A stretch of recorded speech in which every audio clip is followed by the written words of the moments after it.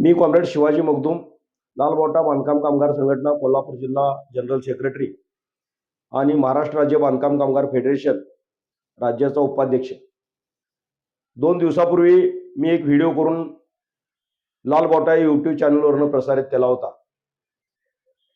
त्यामध्ये बांधकाम कामगारांना सायकल मिळणार असं जे काही स्टेटस फिरत होतं त्याच्या संबंधी वास्तव माहिती कामगारांच्यापर्यंत पोहोचवायचं काम त्या व्हिडिओच्या द्वारे केलं होतं.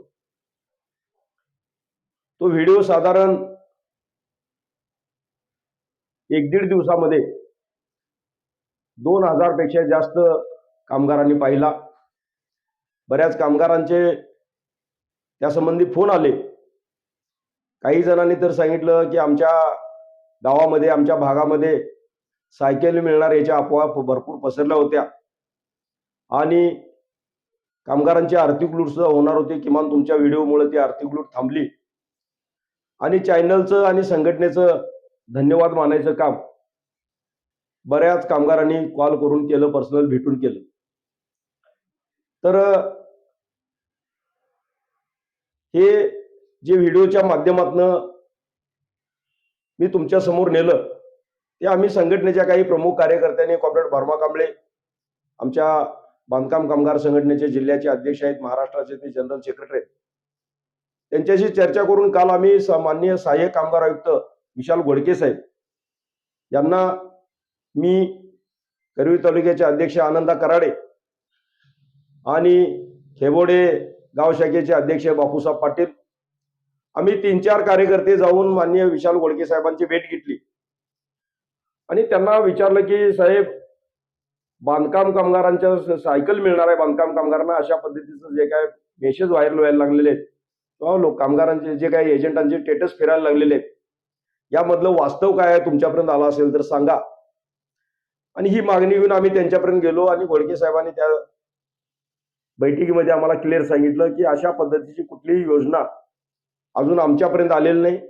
जर अशी काही नवीन योजना येणार असेल तर ती योजना पहिल्यांदा आमच्याकडे येईल, कामगार आयुक्त कार्यालयाकडे येईल, मंडळाकडे येईल, मंडळ ती स्वतःहून प्रसारित करेल आणि तोपर्यंत कुणी या योजनेवर, सायकल मिळणारा या योजनेवर विश्वास ठेवू नये, अशा पद्धतीचं खरं म्हणजे त्यांनी आम्हाला मार्गदर्शन केलं. आणि ते आमच्याशी चर्चा करत असताना नेमकं काय म्हणाले हा व्हिडिओ सुद्धा आम्ही लालबावटा या यूट्यूब चॅनलच्या माध्यमातून आपल्यासमोर देत आहोत. ते आपण ऐकावं. माझी आपल्याला विनंती आहे की कुठल्याही कामगारांना असल्या बोगस अफवाला बळी पडू नये किंवा कोणतरी सांगतंय म्हणून एखाद्या योजनेचा जाऊन फॉर्म भरायचा आणि आर्थिक लोबाडणूक जर तो समोरचा माणूस करत असेल तर त्याला बळी पडू नये, एवढंच या निमित्तानं सांगतो.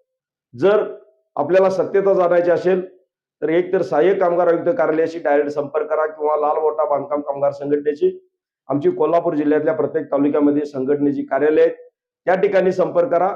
त्या ठिकाणी तुम्हाला वास्तव आणि खरी माहिती मिळेल. आर्थिक लुबाडणूक होईल याच्यापासून कामगारांनी सावध राहावं एवढं आव्हान मी आपल्याला करतो. आणि या सायकल बांधकाम कामगारांना मिळणार आहे यासंबंधी कोल्हापूरचे सहाय्यक कामगार आयुक्त माननीय विशाल घोडके साहेब काय म्हणाले हे तुम्ही ऐका. थँक्यू.